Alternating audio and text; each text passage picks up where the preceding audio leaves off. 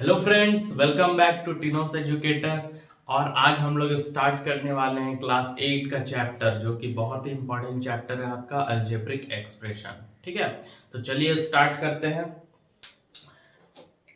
आपका चैप्टर क्या है? अलजेब्रिक एक्सप्रेशंस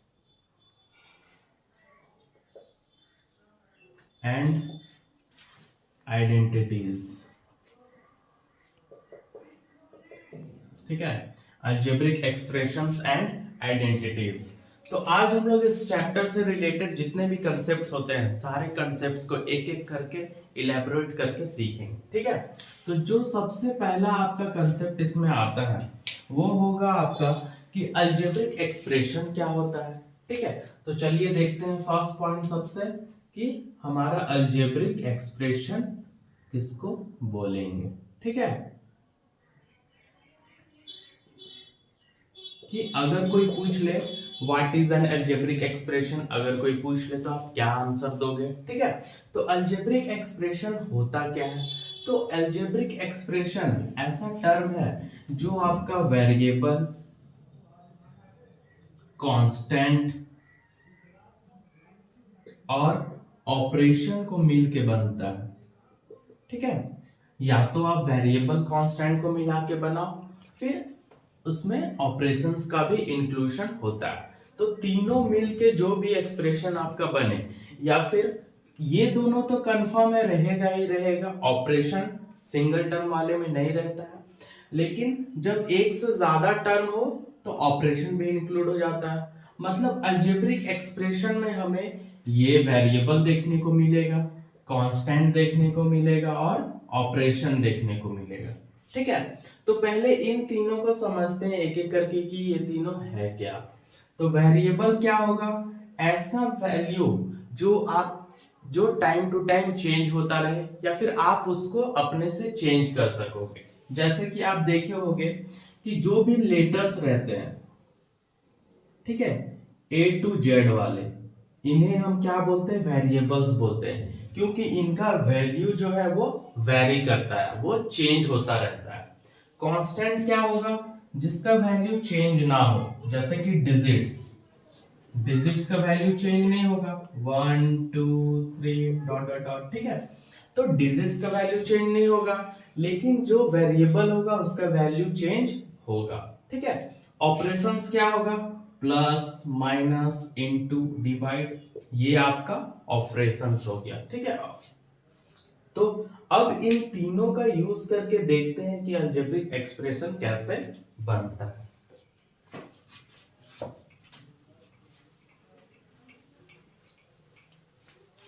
मान लीजिए आपके पास लिखा हुआ बहुत ही सिंपल सा एक्सप्रेशन 2x।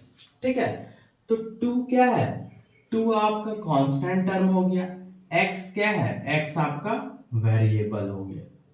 तो यहाँ पे कांस्टेंट भी देखने को मिल रहा है, वेरिएबल भी मिल रहा है, मतलब ये क्या हो गया? आपका अलजेब्रिक एक्सप्रेशन हो गया। ठीक है, अब अगर यहाँ पे लिखा हो 2x प्लस 5 या फिर 2a प्लस 3, तो यहाँ पे देखिए, अब एक से ज्यादा टर्म है, यहाँ पे टर्म भी समझेंगे। एक से ज्यादा टर्म है तो यहाँ पे ऑपरेशंस का भी यूज हुआ, मतलब कांस्टेंट भी दिख रहा है, वेरिएबल भी दिख रहा है और ऑपरेशंस भी दिख रहा है। तो ये तीनों चीज देखने को मिले, या फिर सिर्फ ये दोनों चीज कंफर्म है देखने को मिलेगा, तो ऐसे को क्या बोलेंगे हम लोग? Algebraic expression. ठीक है, चलिए अब हम लोग नेक्स्ट कंसेप्ट जो सीखेंगे वो है आपका टर्म्स। जो अभी टर्म का जिक्र कर रहे थे हम, अब हम लोग सीखेंगे टर्म्स को। ठीक है, कि टर्म्स आपका है क्या। ठीक, मान लीजिए आपके पास कोई भी एक्सप्रेशन दिया हो 3a प्लस 4। ठीक है, तो यहां पे देखिए टर्म्स के केस में आप एक बात याद रखिएगा कि टर्म्स को काउंट करने के लिए सिर्फ हम लोग प्लस और माइनस को देखते हैं। ठीक है, सिर्फ दो ही ऑपरेशंस को हम लोग माइंड में रखते हैं टर्म्स को काउंट करने के लिए। ठीक है, आपका इनटू और डिवाइड कभी भी देखा नहीं जाएगा, ठीक है। इंटू और डिवाइड कभी भी देखा नहीं जाएगा, ठीक है। सिर्फ प्लस और माइनस को देखेंगे। तो यहाँ पे देखिए, ये आपका एक ऑपरेशन दिख रहा है प्लस साइन, इसका मतलब ये एक टर्म हुआ और ये सेकेंड टर्म हुआ। तो इस एक्सप्रेशन में टोटल कितने टर्म्स हुए? 2 टर्म्स हुए। तो टर्म हम लोग कैसे डिफाइन किए कि 2 टर्म है? देखिए, इसके पास वेरिएबल है तो ये अलग टर्म हो गया, इसके पास वेरिएबल नहीं है मतलब ये अलग टर्म हो गया। तो अब इन दोनों टर्मों को कौन जोड़ रहा है? ये ऑपरेशन। तो यहाँ पे आपका कितना टर्म है टोटल? 2 टर्म है। और हम लोग कैसे डिफाइन किए 2 टर्म है? इस साइन से, ठीक है। तो आप सिर्फ प्लस और माइनस साइन देखोगे। और एक एग्जांपल लेते हैं, जैसे 6x minus 2y plus z। अब यहाँ पे देखिए कितने टर्म्स हमें नजर आ रहे हैं, ये सिंगल टर्म है, फिर ये सिंगल टर्म है, फिर ये। तो टोटल कितने टर्म्स है? 3 टर्म्स है। और कितना ऑपरेशंस दिख रहा है? 2 ऑपरेशंस दिख रहे हैं, ठीक है। अब यहाँ पे अगर आपका लिखा हो, देखिए ये अलग टर्म हो गया, ये अलग हो गया, ये अलग हो गया, टोटल कितने टर्म्स है इस एक्सप्रेशन में? 3 टर्म्स है। तो अब आपको क्लियर हो गया होगा कि टर्म्स हम लोग कैसे डिफाइन करते हैं, ठीक है। यहाँ पे देखिए 6 और x आपस में अगर सिर्फ 6x लिखा हो तो ये कितना टर्म हो गया आपका? सिंगल टर्म, क्योंकि ये दोनों आपस में मल्टीप्लाई हो रहा है। लेकिन टर्म्स के केस में हम लोग मल्टीप्लाई और डिवाइड को नहीं काउंट करते हैं, ठीक है। तो यहाँ पे प्लस माइनस जैसा कोई साइन नहीं है, मतलब ये कितना टर्म हो गया? सिर्फ एक सिंगल टर्म हो गया। और इस पूरे एक्सप्रेशन में पूछा जाए तो ये कितना टर्म हो गया? 3 टर्म हो गया, ठीक है। तो टर्म्स आप समझ गए होंगे। अब हम लोग सीखेंगे फैक्टर्स। टर्म्स के बाद हम लोग क्या सीखेंगे? फैक्टर्स। फैक्टर्स क्या होता है? अब तक आप लोग पढ़े होंगे जैसे कि फैक्टर्स के बारे में। तो अगर आपसे पूछा जाए 12 का फैक्टर क्या होता है, तो इसका मतलब हम लोग किस चीज को सर्च करते थे कि कौन कौन सा नंबर 12 को डिवाइड कर पाएगा। तो क्या क्या होता था? 1 हो गया, 2 हो गया, 3 हो गया, 4 हो गया, 6 हो गया और 12 खुद। तो ये सारा 12 का फैक्टर्स होता था। लेकिन अलजेब्रिक एक्सप्रेशन के केस में अगर आपके पास है 3y स्क्वायर प्लस z, ठीक है। अब पूछा जाए कि इसका फैक्टर्स क्या होगा, तो अगर 3y स्क्वायर का फैक्टर्स पूछा जाए तो आप क्या लिख सकते हो? यहाँ पे क्या क्या मल्टीप्लाई हो रहा है? 3 हो रहा है, y हो रहा है, फिर y, ठीक है। ये क्या बनेगा? 3y स्क्वायर का फैक्टर्स बनेगा। और यहाँ पे सिर्फ z है तो z का फैक्टर क्या बनेगा? सिर्फ z, ठीक है। 1 तो हमेशा ही इंक्लूडेड रहता है, वो तो आप लोग सब जानते हो, 1 हमेशा हर सब का फैक्टर्स बनेगा, ठीक है। अगर आपसे पूछा जाए कि 6x y का फैक्टर्स क्या क्या होगा, तो यहाँ पे हम लोग अलग अलग कर सकते हैं, 6x और y, ये आपका फैक्टर्स बनेगा, ठीक है। यहाँ पे कॉमा साइन दे दीजिएगा, ये अलग अलग फैक्टर्स है, ठीक। 6x और y ये आपका फैक्टर्स बना। अब 6 को फर्दर आप तोड़ सकते हो किसमें? 2 और 3 में, तो ये भी आपका फैक्टर्स आप लिख सकते हो, ठीक। 2, 3x और y, और 1 तो हमेशा ही रहता है, तो इसका फैक्टर्स क्या क्या हो जाएगा? 2, 3x और y, और 6 खुद भी हो जाएगा, ठीक है। 6 भी लिख सकते हो, फिर 6xy भी लिख सकते हो। ये सारा मतलब इसका फैक्टर्स बनेगा, ठीक है। तो अब आपको क्लियर हो रहा होगा कि अगर 6xy का फैक्टर्स पूछा जाए तो क्या क्या होगा। पहले तीनों को, कुछ नहीं समझ में आ रहा है, तीनों को अलग करके लिख लीजिए, 6xy लिख लिए, ये अलग अलग फैक्टर्स बनेगा। अब अगर और भी करना है तो 6 को तोड़ लिए, 2, 3xy, और तोड़ना है तो 6 खुद भी होगा फैक्टर, ठीक है। और तोड़ना है तो 6xy इसका फैक्टर बन जाएगा। तो अब हम लोग का फैक्टर क्लियर हो चुका होगा। तो अब नेक्स्ट सीखेंगे हम लोग कोफिशिएंट के बारे में।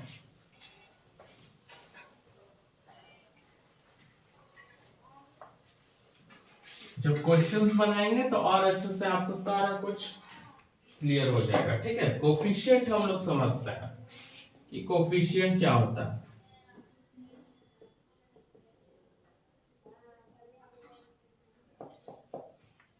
कोफिशिएंट अगर आपसे पूछा जाए कि क्या होगा, मान लीजिए आपके पास है 3xy और बोला जाए कि ये आपके पास क्या है, एक सिंगल टर्म है, इस टर्म का कोफिशिएंट क्या होगा।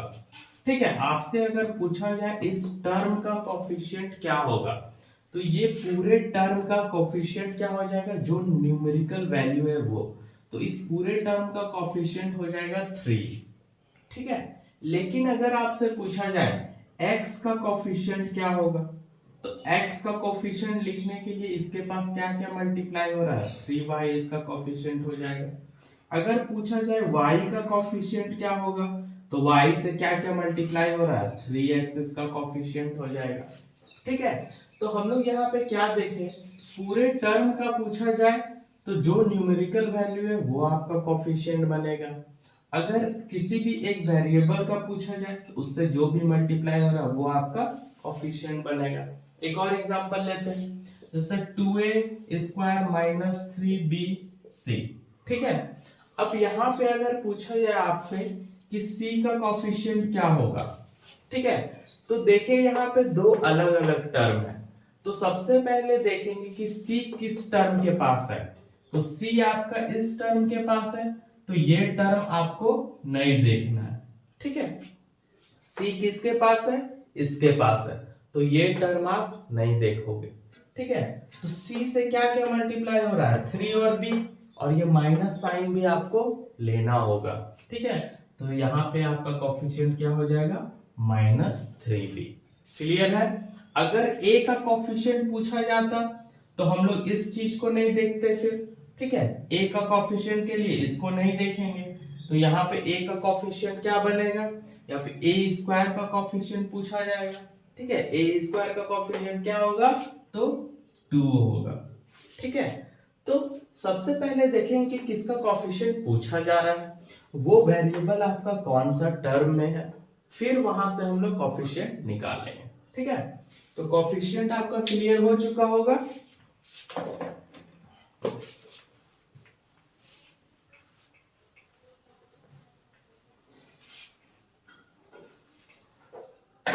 अब हम लोग देखेंगे टर्म्स के बारे में कि टर्म्स का टाइप्स क्या होता है। तो सबसे पहले आएगा आपका मोनोमियल। ठीक है, टर्म्स कितने टाइप्स के होते हैं, तो मोनोमियल्स, सेकेंड आपका आएगा बाइनोमियल्स, और थर्ड आपका आएगा ट्राइनोमियल्स।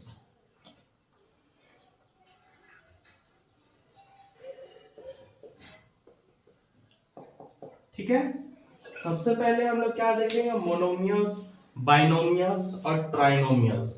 ये सब आपका किस चीज का पार्ट है, पॉलिनोमियल्स का। ठीक है, तो मोनोमियल्स में क्या होगा, मोनोमियल्स में सिंगल टर्म होता है। ठीक है, या फिर आप इसको ऐसे लिख लो, वन टर्म। इसमें एक टर्म होगा, इसमें दो टर्म होगा, इसमें 3 टर्म होगा आपका।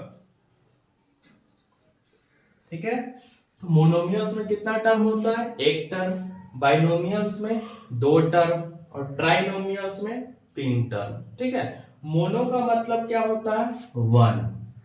ठीक है, बाई का मतलब क्या होता है, 2, और ट्राई का मतलब क्या होता है, 3। तो यहां से हम लोग याद रख सकते हैं 1 टर्म, ये 2 टर्म, और ये 3 टर्म। तो इसका एग्जांपल्स देखते हैं। एग्जांपल्स क्या होगा, सिंगल टर्म का, जैसे कि आप लिख दिए 5y, तो ये आपका एक सिंगल टर्म है। ठीक है, तो ये मोनोमियल्स का एग्जांपल हो जाएगा। अगर आपके पास लिखा हो 5y + 2y, क्या ये मोनोमियल है, तो ये मोनोमियल होगा। क्यों, क्योंकि आप देखो कि जो वेरिएबल है वो दोनों का सेम वेरिएबल है, और पावर भी क्या है, सेम है। तो जब ऐसा केस हो, वेरिएबल भी सेम हो, पावर भी सेम हो, तो दोनों हम लोग ऐड कर सकते हैं, और ऐड होके क्या बनेगा, एक सिंगल टर्म। तो जब भी ऐसा कुछ लिखा हो जो जिसको आप जोड़ के एक सिंगल टर्म बना सकते हो, तो ये आपका फिर किस चीज का एग्जांपल हो जाएगा, मोनोमियल्स का। ठीक है, ये भी सिखाएंगे कि ऐड कैसे होता है। ठीक है, क्या देखते हैं अभी आप बस समझ लीजिए, वेरिएबल्स सेम होना चाहिए और वेरिएबल्स पे जो पावर है वो भी सेम होना चाहिए। ठीक है, चलिए तो मोनोमियल्स हो गया। बाइनोमियल्स में दो टर्म होगा, इसका मतलब दोनों टर्म क्या होगा, अलग अलग होगा। यहाँ पे देखिए, यहाँ पे वेरिएबल x है, यहाँ पे वेरिएबल y है, मतलब दोनों टर्म क्या है आपका, अलग अलग है। तो ये बाइनोमियल्स का एग्जांपल हो गया। ठीक है, अब यहाँ पे भी आपको पूछ सकता है कि 2x प्लस 3y 3x, क्या ये बाइनोमियल का एग्जांपल होगा? तो यहाँ पे ये केस क्या हो जाएगा, गलत हो जाएगा, क्योंकि ये दोनों ऐड हो सकता है, वेरिएबल सेम है, पावर भी सेम है, तो ये आपका बाइनोमियल्स के एग्जांपल में क्या हो जाएगा, गलत हो जाएगा। ये सही होगा, क्योंकि ये ऐड होकर क्या बन जाएगा आपका, मोनोमियल्स। ट्राइनोमियल्स में क्या होगा, तीन टर्म होगा आपका, तो ट्राइनोमियल्स में क्या लिख सकते हो आप, 3a प्लस बी प्लस सी। यहाँ पे देखिए सारा वेरिएबल क्या है, अलग अलग है, तो ये आपका ट्राइनोमियल्स का एग्जांपल हो गया। और अगर तीन से ज्यादा आपको पूछा जाए टर्म्स, तीन से ज्यादा टर्म्स देखने को मिल रहा है, तो आप सिंपली आंसर क्या लिख दीजिएगा, पॉलिनोमियल्स। ठीक है, क्योंकि ये सारा किस चीज का पार्ट है, पॉलिनोमियल्स का।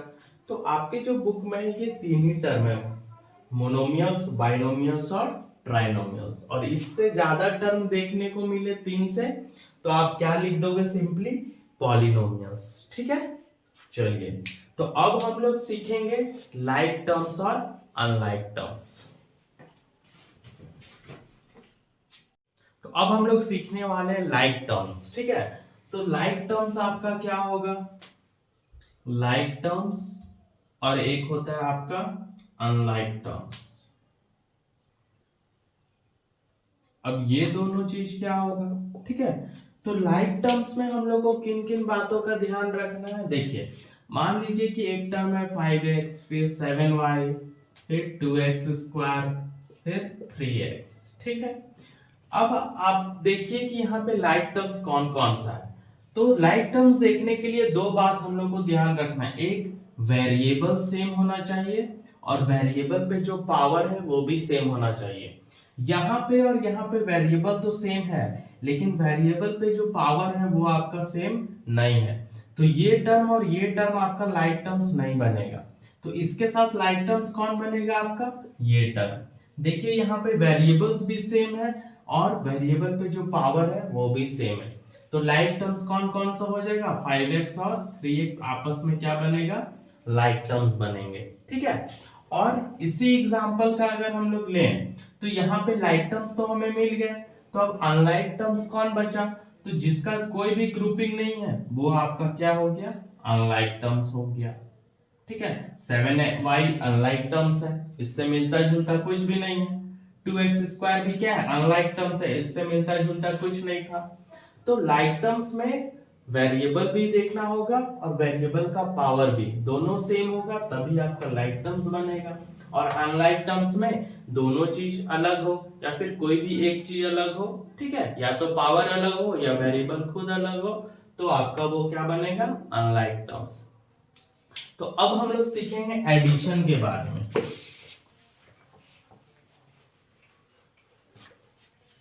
ठीक है, चलिए हम लोग जल्दी जल्दी सीखते हैं एडिशन कैसे करते हैं इसमें। तो एडिशन सीखने के लिए मान लीजिए आपके पास क्वेश्चन दिया है, ठीक है, 7x square minus 4x plus 5, ठीक है, और 9x माइनस 10, इन दोनों को क्या करना है, ऐड करना है। ठीक है, दोनों को ऐड करना है। तो आप जैसे छोटे क्लासेस में आप देखते हो कि अरेंज करके ऐड करते थे, 7 प्लस 5, ठीक है, फिर 7 5 12, फिर एक कैरी होता था, फिर यहाँ 1, ऐसे ऐड करते थे। यहाँ भी हम लोग अरेंज करके ऐड करना सीखेंगे। ठीक है, तो एडिशन के केस में दोनों में से किसी को भी आप पहले लिख सकते हो। तो इसके पास ज्यादा टर्म्स है तो हम लोग इसको पहले लिख लेंगे, ये जरूरी नहीं है कि आप इसी को पहले लिखो, इसको भी लिख सकते हो। हम इस चीज को पहले लिख लिए। अब इससे जब आप नीचे लिखोगे तो आप ये देखिए कि ये किसका लाइक टर्म्स है। तो 9x किससे मिलता जुलता है, आपका 4x से। वेरिएबल भी सेम है, पावर भी सेम है, तो इसके नीचे ही हम ये लिखेंगे। तो 9x के पास कौन सा साइन है, प्लस, यहाँ पे 9x लिख लिया। ठीक है। अब 10 के पास कोई वेरिएबल नहीं है, 5 के पास भी कोई वेरिएबल नहीं है, तो 10 किससे मिलता जुलता है, 5 से। तो यहाँ पे -10 लिख लिए। अब यहाँ पे या तो आप ब्लैंक छोड़ दो या फिर आपका मन रहे तो 0 कर दो, क्योंकि इससे मिलता जुलता कोई टर्म नहीं था। तो ब्लैंक भी छोड़ सकते हो और 0 भी लिख दीजिएगा, कोई दिक्कत नहीं। अब ऐड कीजिए, 5 में से -10 हम लोग ऐड करेंगे तो क्या बचेगा, -5। ठीक है। प्लस माइनस क्या होता है, माइनस होता है, और साइन उसी का लगेगा जो नंबर बड़ा है। ठीक है। फिर 9x और -4x माइनस होगा, आपस में कितना बचेगा, +5x। यहाँ पे नंबर कौन सा बड़ा था, 9, तो उसी का साइन आ गया, और ये बच गया 7x²। तो ये आपका हो गया आंसर। आंसर में आप देखोगे हमेशा सारा टर्म आपका अनलाइक होगा। ठीक है।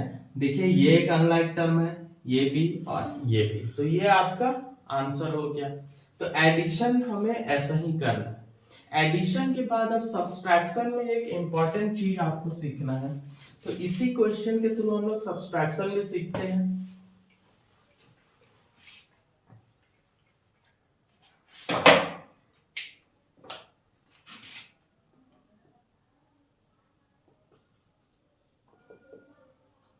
सब्सट्रैक्शन, ठीक है। सब्सट्रैक्शन में अगर आपसे लिखा रहे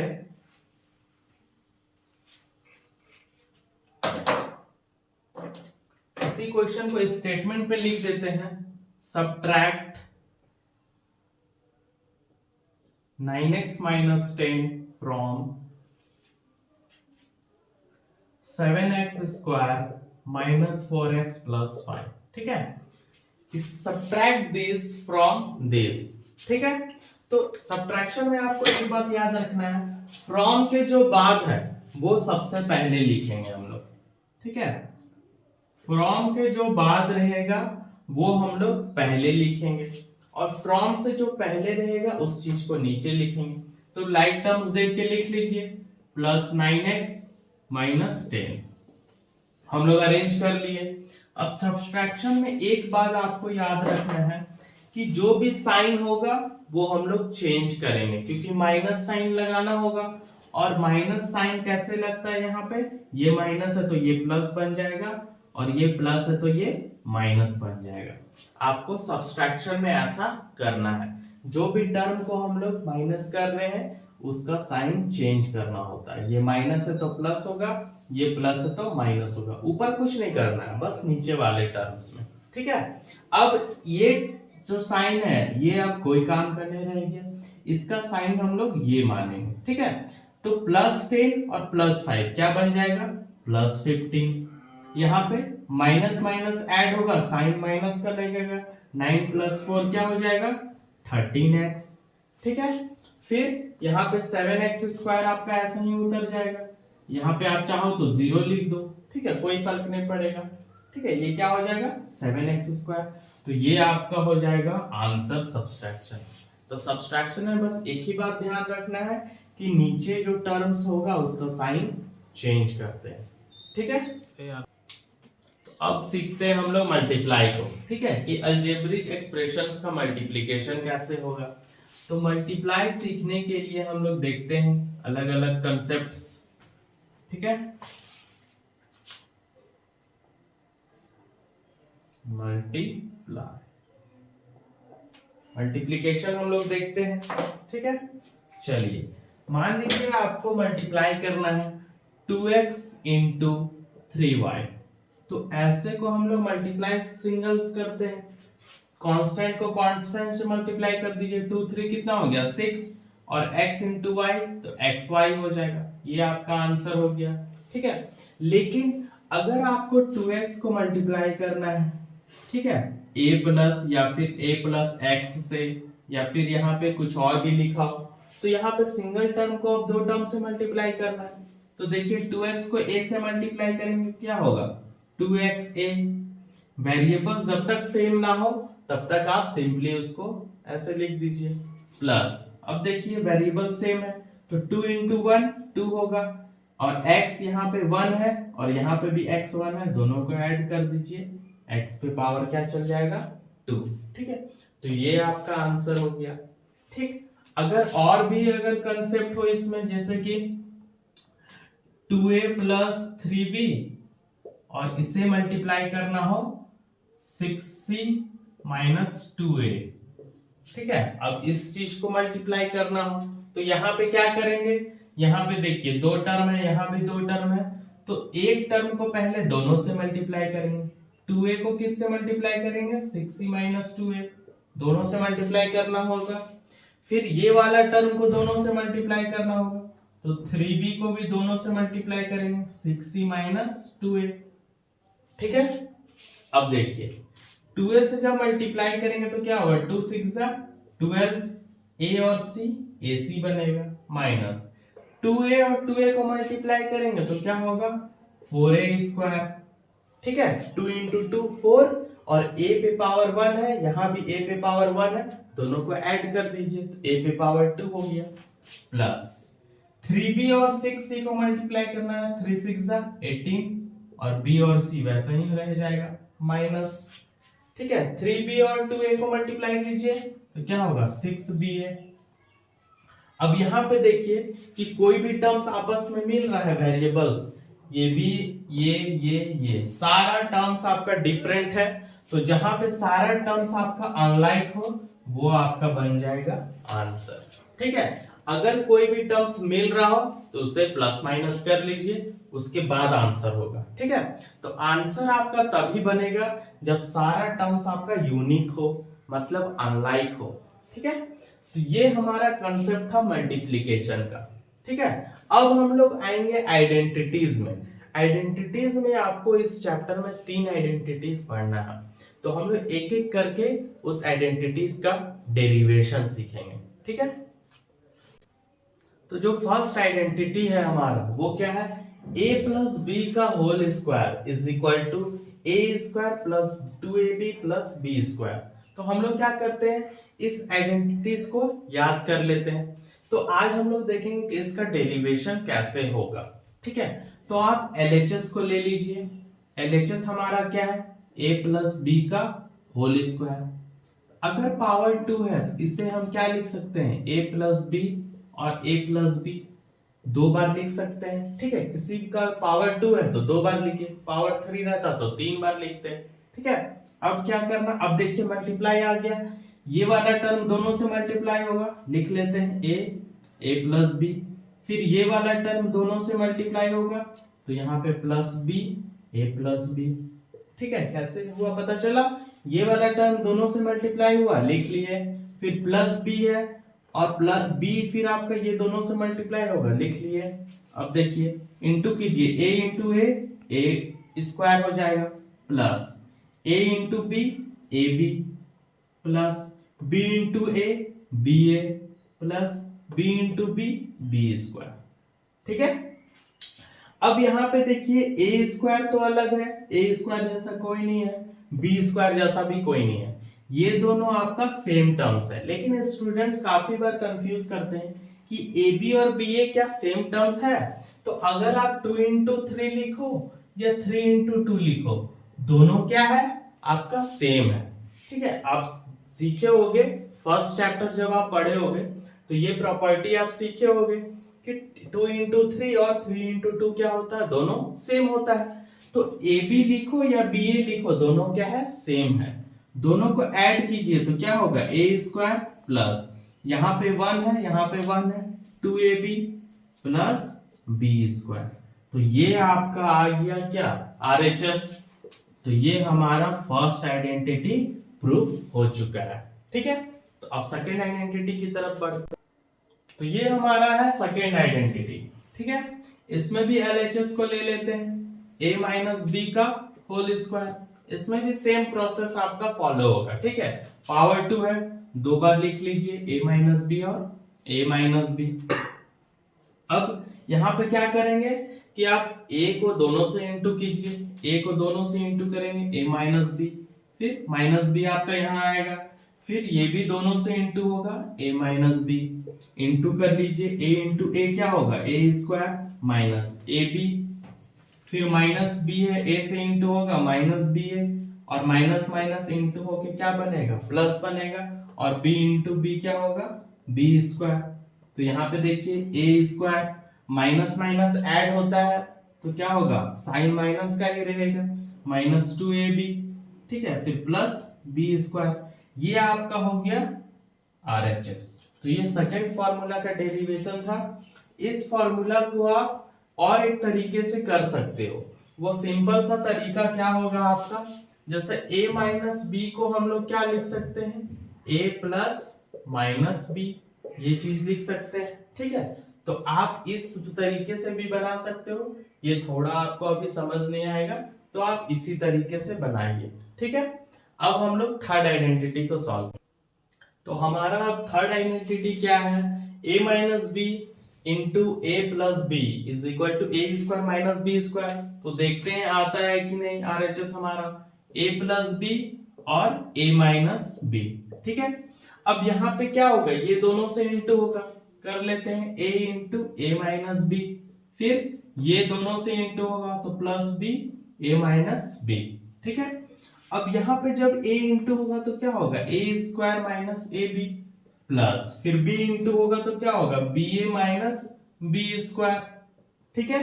अब देखिए यहाँ माइनस ए बी है, यहाँ प्लस ए बी है, दोनों क्या हो जाएगा कैंसिल हो जाएगा और बचेगा क्या ए स्क्वायर माइनस बी स्क्वायर। तो ये आपका हो गया RHS और हमारा थर्ड आइडेंटिटी भी क्या हो गया है प्रूफ हो चुका है, ठीक है।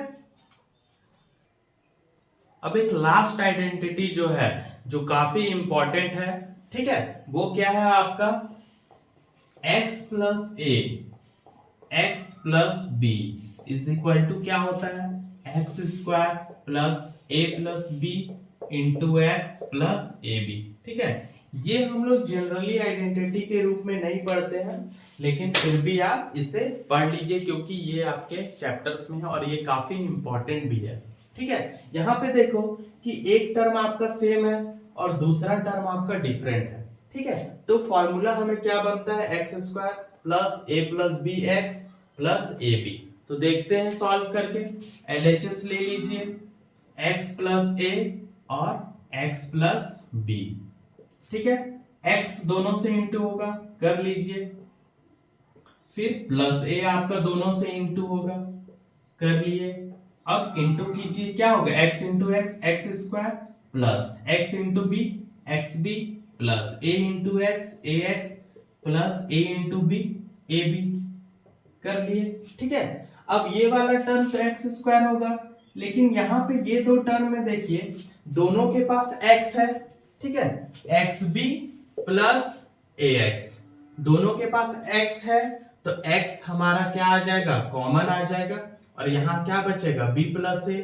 तो चाहे आप b प्लस ए लिखो या a प्लस बी लिखो कोई दिक्कत नहीं है, ठीक है। तो यहाँ पे x को कॉमन ले लिए और क्या बचा आपका b प्लस ए और यहाँ पे क्या रह जाएगा ए बी। तो अब इस चीज को आइडेंटिटी के जैसा ही आ गया है, बस क्या है यहाँ इंटू वाला चीज बाद में लिखे हैं, यहाँ इंटू पहले लिख रहे हैं, कोई दिक्कत नहीं है उससे, दोनों सेम चीज है। तो उसी के जैसा लिख देते हैं, प्लस b प्लस ए को a प्लस बी लिख लीजिए और ये x यहाँ लिख लेते हैं प्लस ए बी। ये और ये में कोई डिफरेंस नहीं है, यहाँ से भी ये दोनों में इंटू होगा और यहाँ से भी ये दोनों में इंटू होगा। तो अब हमारा क्या आ गया RHS। तो ये हो गया आपका फाइनली आइडेंटिटीज का प्रूफ ओवर, ठीक है। तो आप देखियो आज जो भी वीडियो हम बनाए ये आपका अलजेब्रिक एक्सप्रेशन चैप्टर का कंप्लीट कंसेप्ट है, ठीक है। ओवरऑल हम लोग स्टार्ट टू एंड सारा कंसेप्ट एक एक करके सीख चुके हैं। अब जो नेक्स्ट वीडियो आएगा वो आपका एक एक करके एक्सरसाइज को सॉल्व करेंगे, ठीक है। तो आप भी इसी तरह पढ़ते रहिए और ज्यादा से ज्यादा सपोर्ट कीजिए, लोगों तक शेयर कीजिए, ठीक है। तो इसी के साथ आज का वीडियो हम लोग एंड करते हैं। जय भारत, जय हिंद।